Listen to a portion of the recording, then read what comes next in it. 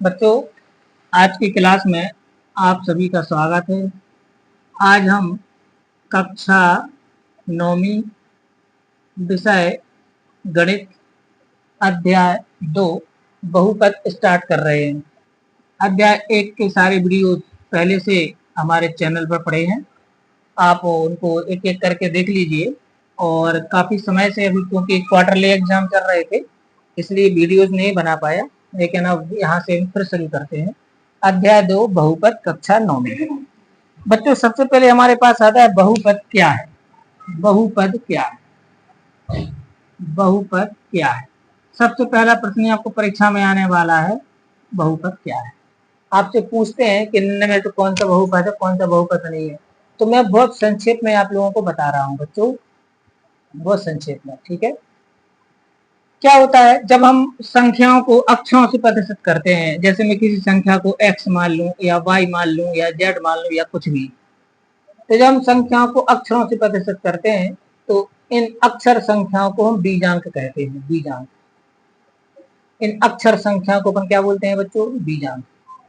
और अब बीजांक और अंकों से मिलाकर हम कोई कथन बना रहे हैं, जैसे मैंने बना दिया 2x धन 5 या 3y वर्ग धन 11y ऋण 8 या 4z ऋण 15। इस टाइप से मैंने एक कथन बना दिया। एक कथन ये हो गया, एक कथन ये हो गया, एक कथन ये हो गया। तो ये किससे बना है? बीजांक और अक्षर संख्याओं से मिलकर बना है ये कथन। तो इसको बोलते हैं अपन बीजीय व्यंजक। इसको क्या बोलते हैं बच्चों? क्या बोलते हैं इसको? बीजीय व्यंजक बोला जाता है ना। तो बीजांक और संख्याओं से मिलकर बने हुए कथन को अपन बोलते हैं बीजीय व्यंजक, ठीक है ना। अब ये सारे बीजीय व्यंजक हैं। अब इन बीजीय व्यंजक में क्या होगा, मैं कुछ और जिस गणित की जिस शाखा के अंतर्गत इसका अध्ययन किया जाता है उसको बोलते हैं बीज गणित। तो हम यहाँ पर बीज गणित पढ़ रहे हैं, ठीक है बच्चों। फिर से सुन लीजिए, बीजांक क्या कहलाता है? अक्षर संख्याओं को हम बीजांक कहते हैं। मतलब जब संख्याओं को अक्षरों से प्रतिशत करें तो अक्षर संख्याओं को बीजांक कहते हैं। बीजांक और संख्याओं से मिलकर बने हुए कथन को हम बीजीय व्यंजक कहते हैं। और बीजीय व्यंजक जिस गणित के अंतर्गत, गणित की जिस शाखा के अंतर्गत बीजीय व्यंजक के बारे में पढ़ते हैं उसे हम बीज गणित कहते हैं। अब बीज बहुपद के बारे में देखिए क्या है। मैं कुछ बीजीय व्यंजक यानी कुछ व्यंजक यहाँ पर लिख रहा हूँ। जैसे मैंने लिखा 4x के ऊपर ऋण 3 की घात धन 15x ऋण 8। एक और लिख देते हैं 3 करणी x धन 12x ऋण 5। एक और लिख देते हैं 7x वर्ग ऋण 8x धन 15। एक और लिख देते हैं 2x धन 18। एक और लिख लेते हैं 4x के ऊपर 3/2 की घात ऋण 5। इस टाइप से मैंने 1 2 3 4 5 ये बीजीय व्यंजक लिख दिए। छठवां यहाँ पर लिख देते हैं, ध्यान देना बहुत काम आएगा आपको। √7x² minus 11। अब जरा इसको ध्यान से देखिए आप। ये जो पहला वाला है इसमें आप देखो, ये जो चर है, अक्षर संख्या जो चर है, इस चर की घात देखो आप ध्यान से, कितने की घात है? ऋण 3 की है। फिर यहाँ पर 1 की है, यानी कि घात ऋणात्मक भी है और इसमें धनात्मक भी है। इसमें देखो जो घात है वो करणी की है। करणी की घात मतलब 1/2 की घात कहलाती है। करणी 1/2 की घात, ठीक। यहाँ पर x के ऊपर कितने घात है? 2 की घात है। 1 की घात है, 1 खत्म है। तो बच्चों ऐसा बीजीय व्यंजक जिसमें चर के ऊपर जो घातें हैं वो या तो शून्य हो या धनात्मक पूर्णांक हो। सभी घातें या तो शून्य होना चाहिए या धनात्मक पूर्णांक होना चाहिए। समझ में आ रही है आपकी बात? तो ऐसे व्यंजक को हम बहुपद कहते हैं, ठीक है ना। ऐसा बीजीय व्यंजक जिसमें चर के ऊपर जो घातें लगी हो वो सारी की सारी घातें धनात्मक पूर्णांक के रूप में हो या शून्य हो, तो ऐसे हम बीजीय व्यंजक को बहुपद कहते हैं। अब बताओ मुझे, ये वाला बहुपद है क्या? पहला वाला बहुपद है क्या? नहीं है। पहले वाला बहुपद नहीं है। क्यों नहीं है? क्योंकि इसकी घात नेगेटिव है। एक कोई घात नहीं होना चाहिए नेगेटिव, इसमें एक घात नेगेटिव है। इसमें देखो ये बहुपद है क्या? नहीं है। क्यों नहीं है बहुपद? क्योंकि इसमें करनी आ गई है। करनी मतलब 1/2 की घात, तो धनात्मक पूर्णांक थोड़ी है। इसमें देखो ये बहुपद है, वेरी गुड, ये वाला बहुपद है। ये क्यों है बहुपद? क्योंकि इसमें सभी घातें धनात्मक पूर्णांक है। ये 2 की घात है, यहाँ पर 1 की घात है, यहाँ कोई घात नहीं है, तो x की 0 की घात मानी जाएगी। ये वाला बहुपद है क्या?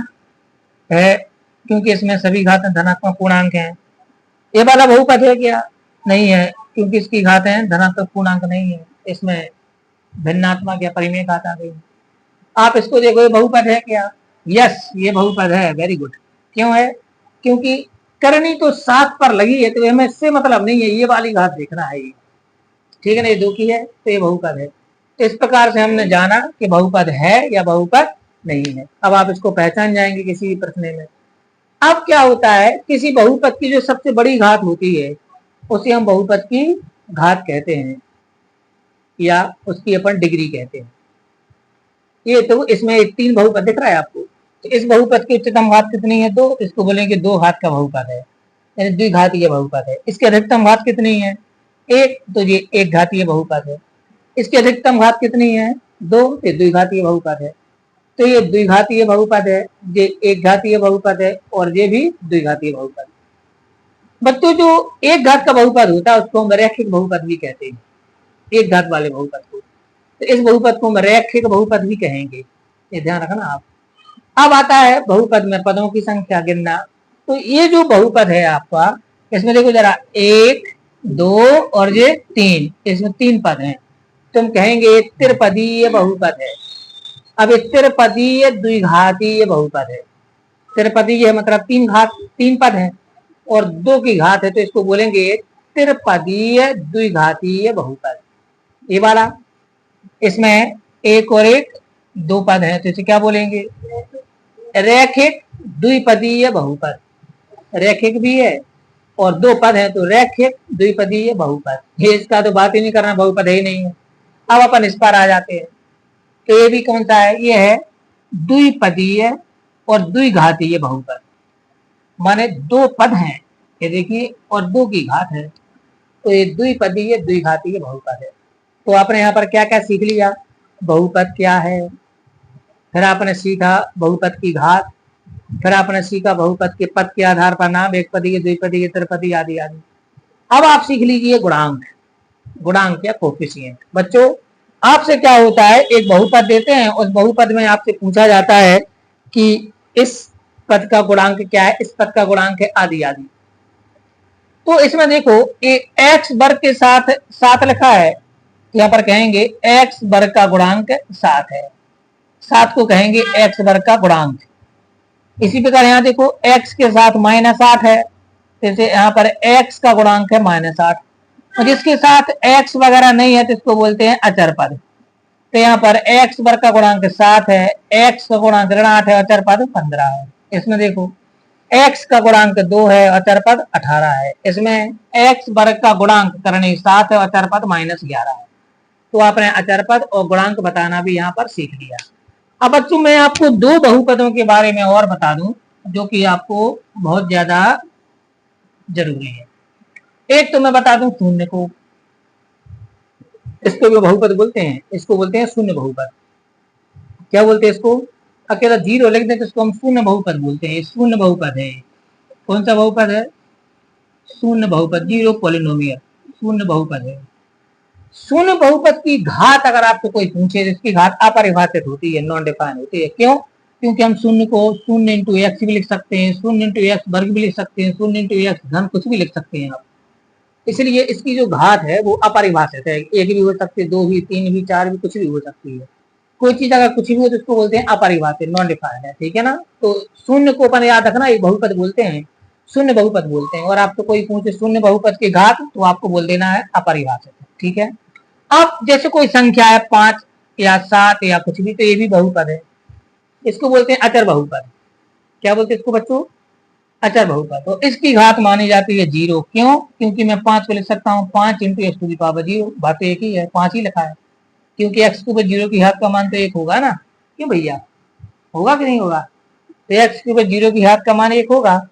तो यहाँ पर इसकी मैं अगर घात पूछूं तो 0 है, तो अचर बहुपद की घात होती है 0 और शून्य बहुपद की घात होती है अपरिभाषित। ये दो बातें आपको ध्यान रखना है, ठीक है ना। अब हम देखते हैं प्रश्नावली पर और इसके एग्जाम्पलों पर, ठीक है ना। तो अध्याय 2 का मैं ले रहा हूं सबसे पहले आपको पहला एग्जाम्पल। देखो उदाहरण नंबर 1 की बात करते हैं। उदाहरण नंबर 1 इसमें लिखा हुआ है नीचे दिए गए प्रत्येक बहुपद की घात बताइए। यहाँ पर लिखा है प्रश्न कि प्रत्येक बहुपद की घात बताइए। घात बताना है, क्या बताना है? घात। और पहले बारे में आपको दिया हुआ है x घात 5 ऋण x घात 4 धन 3। और दूसरा वाला सवाल दिया हुआ है बेटा 2 ऋण y के ऊपर 2 की घात ऋण y के ऊपर 3 की घात और फिर लिखा हुआ है धन 2 y के ऊपर, ये देखना कितने की घात लिखी है,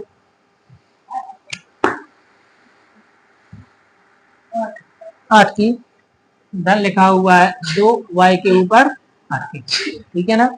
अब आपको बताना है प्रत्येक बहुपद की घात। तो देखो बच्चों किसकी घात क्या हो जाएगी, जब इसका आंसर लिखेंगे पहला वाला x घात 5 ऋण x घात 4 धन 3। अब आप खुद ही बताओ इसमें सबसे उच्चतम घात कितनी है, सबसे बड़ी घात? तो सबसे बड़ी घात है 5। तो जो सबसे बड़ी घात है वही बहुपद की घात कहलाती है। तो इसकी घात है 5। इसकी घात कितनी है? 5, ठीक है। अब ऐसे ही आपसे पूछे दूसरे वाले में, दूसरा वाला 2 ऋण y वर्ग ऋण y घन धन 2 y के ऊपर 8 की घात। आप बताओ इसमें सबसे बड़ी घात कौन सी है? 8 है। इसकी जो घात है वो कितनी है? 8 है। तो एक घात 8 का है और एक घात कितने का है? 5 का है। तो आपका उदाहरण नंबर कौन सा हो गया? उदाहरण नंबर 1 हो गया। बस इसमें एक ही एग्जाम्पल दिया है। अपन आते हैं प्रश्नावली 2.1 पर। सभी बच्चे ध्यान से समझें, बहुत महत्वपूर्ण भाग कर रहा है बच्चों। अब अपन आ जाते हैं प्रश्नावली 2.1 पर, ठीक है। 2.1 में आपको लिखा हुआ है एनसीईआरटी की प्रश्नावली 2.1 में पहला प्रश्न लिखा है कौन से चर में बहुपद हैं और कौन से नहीं है, कारण सहित बताइए। माने पहला प्रश्न है, प्रश्न क्रमांक 1 है कौन बहुपद है कौन नहीं, कौन से बहुपद हैं और कौन नहीं, ये बताना है। ये अब इसमें पहला सवाल आपको दिया हुआ है 4x वर्ग ऋण 3x धन 4, 4x वर्ग ऋण 3x धन 7। दूसरा प्रश्न आपको दिया हुआ है y वर्ग धन करणी 2, y का वर्ग धन करणी 2। तीसरा प्रश्न आपको दिया हुआ है 3 करणी t धन t करणी 2, 3 करणी t धन t करणी 2। चौथा सवाल दिया हुआ है, फोर्थ वाला है y धन 2/y। पांचवा सवाल दिया हुआ है x घात 10 प्लस y3 प्लस t के ऊपर 50 की घात। अब कौन से बहुपद हैं और कौन से नहीं है, एक चर में बताना है। कौन से एक चर में, क्या बोल रहा है? एक चर में, और लिखा है कौन से एक चर में बहुपद हैं और कौन से नहीं है, ये अपन को बताना है, ठीक है। तो बच्चों कितना सिंपल आंसर है, देखो क्या क्लियर करना है बस। तो पहले वाले को देखो, अगर सभी घात धनात्मक पूर्णांक हो तो लोग बोल देना बहुपद है, और अगर कोई भी घात मान लीजिए ऐसी है जो धनात्मक पूर्णांक नहीं है तो बहुपद नहीं है। आप बताओ पहले वाले में सभी घात धनात्मक पूर्णांक है? हाँ है। यहाँ 2 की घात है, यहाँ 1 की घात है, यहाँ पर 0 की घात है। तो अपन बोलेंगे पहला वाला बहुपद है। बस इतना लिखना है आपको, क्या लिखना है? बहुपद है, ठीक है ना। दूसरे वाले में, दूसरे वाले में बताइए दूसरे वाले बहुपद है? हाँ है।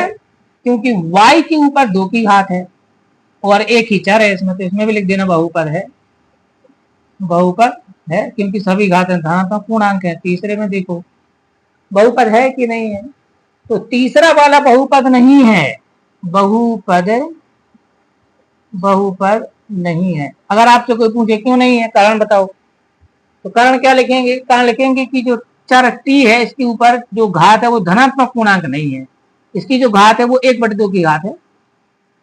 तो कारण क्या लिखेंगे, सभी घातें धनात्मक पूर्णांक नहीं है, कारण क्या लिख दो, क्योंकि सभी घातें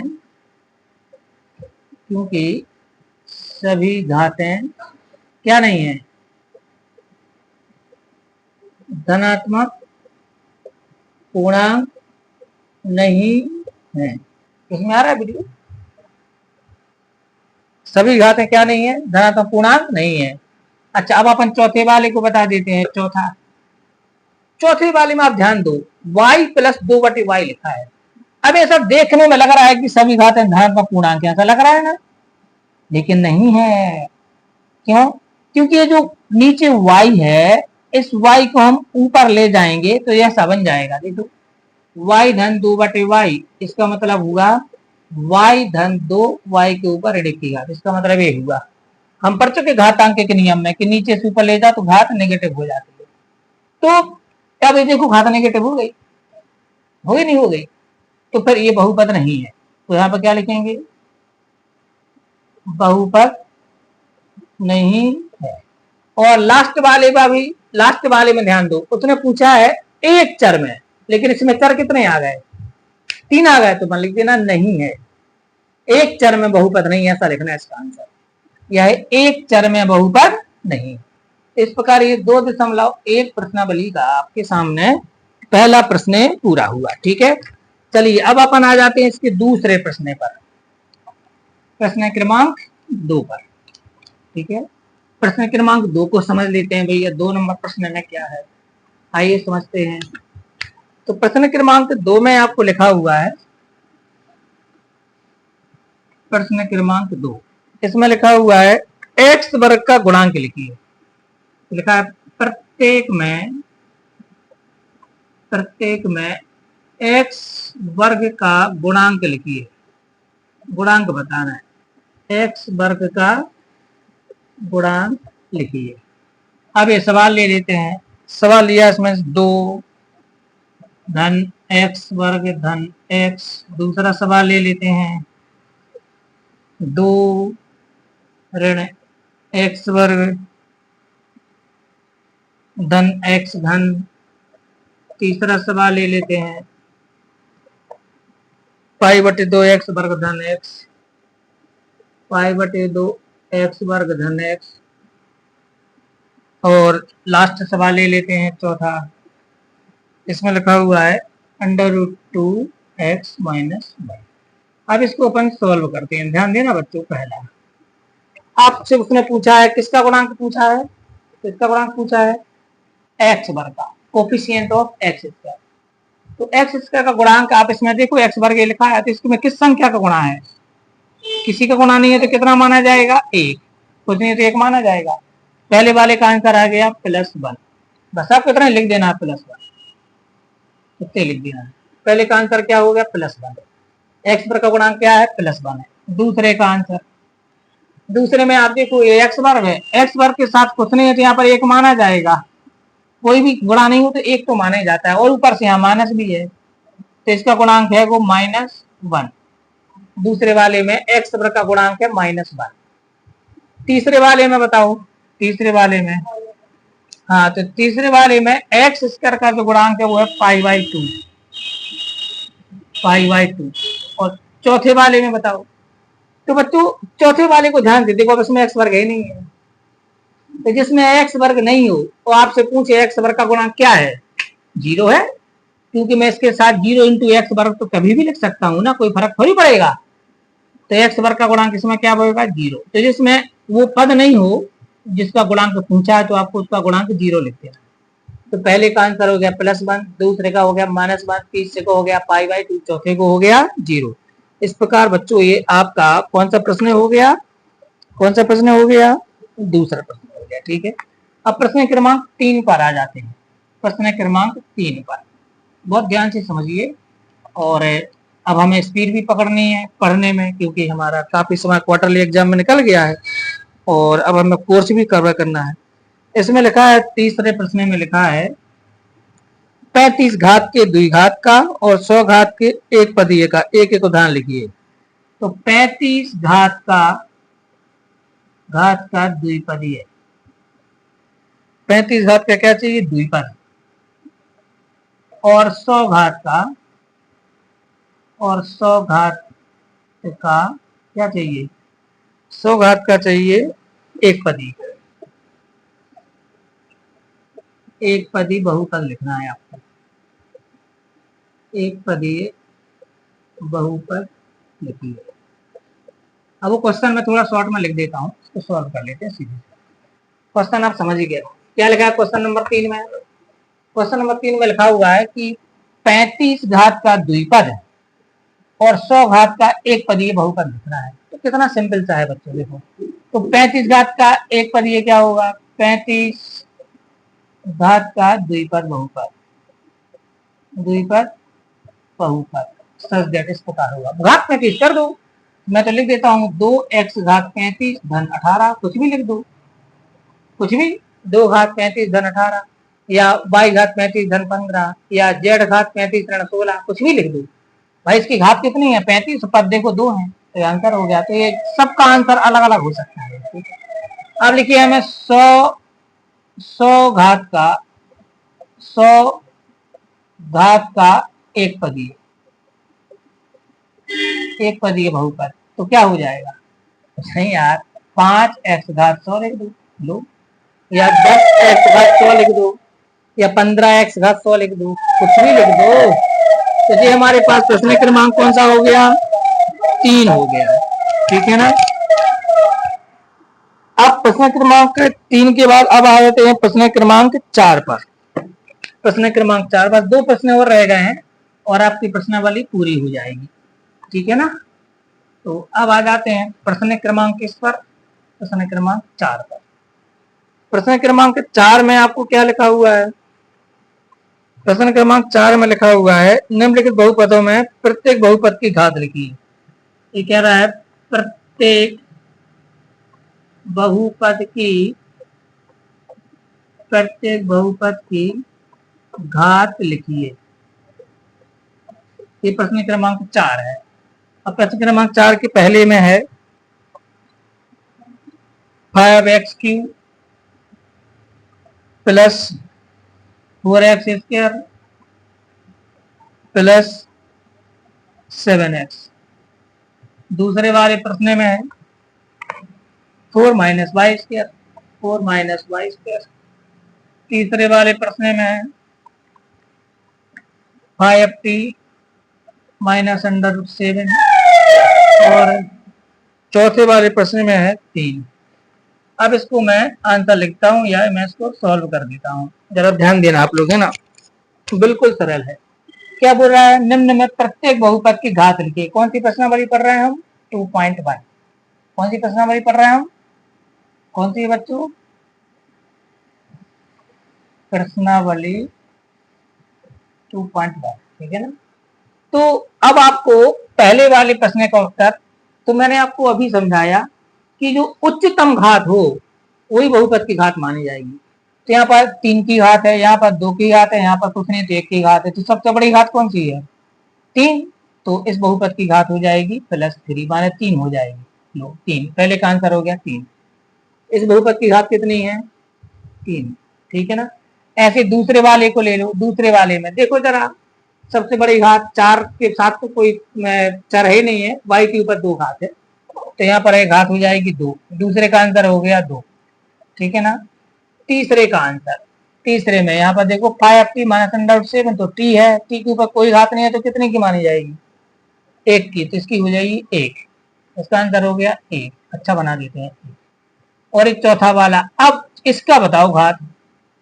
इसको बोलेंगे हम अचर बहुपद, कांस्टेंट पॉलिनोमियल। तो हम आपको बताया मैंने, इसकी घात 0 मानी जाती है। अचर बहुपद की घात क्या मानी जाती है? 0। क्यों? क्योंकि हम 3 को लिख सकते हैं 3 into x to the power 0, ऐसा लिख सकते हैं ना इसको। तो इसकी घात क्या मानी जाएगी? 0। याद रखना, अचर संख्या लिखी हो तो उसको अचर बहुपद बोलते हैं। अचर बहुपद की घात कितनी होती है? 0। तो ये आपका कौन सा प्रश्न हो गया? चौथा प्रश्न हो गया। अब मैं आपको बता रहा हूँ लास्ट 5वां प्रश्न है, ठीक है ना। आज का ये लास्ट 5वां प्रश्न है और ये प्रश्नावली खत्म, तो कल हम आप लोगों को अगली प्रश्नावली समझाएंगे, ठीक है। तो ये लास्ट प्रश्न है वो देख लेते हैं। तो प्रश्न क्रमांक 5 में लिखा हुआ है, 5 में बताइए निम्नलिखित बहुपद में कौन बहुपद रेखिक है, कौन द्विघाती है और कौन त्रिघाती है, ठीक है ना। तो अपन शॉर्ट में लिख देते हैं, निम्न में कौन रेखिक कोमा कौन द्विघाती तथा कौन त्रिघाती बहुपद है। लो, ये आपका प्रश्न है, शॉर्टकट में लिख दिया। अब मैं लिख लेता हूं प्रश्न में कौन कौन से प्रश्न है। पहला लिखा हुआ है x square plus 2, x square plus 2। दूसरे वाले में आपको लिखा हुआ है x minus x q, x minus x q. तीसरे में आपको लिखा हुआ है y plus y square plus 4, y plus y square plus 4। चौथे में आपको लिखा हुआ है 1 प्लस एक्स, 1 प्लस एक्स। पांचवें में आपको लिखा हुआ है 3t। छठवें में आपको लिखा हुआ है आर स्क्वायर और सातवें में आपको लिखा हुआ है 7x। अब ध्यान देना बच्चों, क्या पूछा उसने आपसे? उसने पूछा है निम्न में कौन से रेखिक, कौन द्विघाती, कौन त्रिघाती है। तो अगर जिसमें एक की घात होगी उसको रेखिक कहेंगे और बाकी जो होगा तो वैसा घात का। तो पहला वाला है, इसमें कितने घात का है बताओ? ये इसमें घात जो है 2 है, 2 है तो इसको क्या बोलेंगे? द्विघाती। तो इसको लिख दो, इसको लिख दो ये द्विघाती है, द्विघातीय बहुपद है भाई। 2 की घात है द्विघातीय बहुपद है। दूसरा वाला, दूसरे में ध्यान देखो 3 का है तो सीधा लिख दो त्रिघातीय है, त्रिघातीय बहुपद है दूसरा वाला। तीसरा वाला बताओ मुझे। तीसरे वाले में ध्यान दो, 1 की घात, 2 की घात, 0 तो 2 आ गया, तो द्विघातीय है। जो सबसे बड़ी घात हो आपको वो देख लो, द्विघातीय है। चौथा वाला, इसमें आप ध्यान दो, इसमें एक, ये तो अचर संख्या, इसका तो देखना नहीं। यहाँ देखो, यहाँ पर कुछ नहीं, 1 की घात है, इसको बोलेंगे रैखिक। एक घात वाले को क्या बोलते हैं? एक घात वाले को बोलते हैं रैखिक। तो ये रैखिक बहुपद है जी, रैखिक बहुपद है, ठीक है ना। अब पांचवें वाले को बताओ। पांचवें में भी कोई घात नहीं है तो 1 की मानी जाएगी, जिसको भी बोलेंगे रैखिक। तो पांचवा भी रैखिक है और चौथा भी रैखिक है। छठवां, छठवें वाले में कितने की घात है? 2 की, तो इसको बोलेंगे द्विघातीय है, द्विघातीय बहुपद है। और आठवें वाले को क्या बोलेंगे? त्रिघातीय है। लो, अब कितना आसान था। इस प्रकार आपने देखा कि इस प्रश्नावली में कितने सरल सवाल थे, ठीक है। तो आशा है आप सबको समझ में आ गया होगा। ये हमारी प्रश्नावली 2.1 यहाँ पर खत्म हो जाती है, ठीक है बच्चों। अब आप अच्छी तरह से इसको रिवाइज कर लेना, कोई प्रॉब्लम हो तो कमेंट करके बताना। अब हम अगले वाले लेक्चर में प्रश्नावली 2.3 पढ़ेंगे, ठीक है।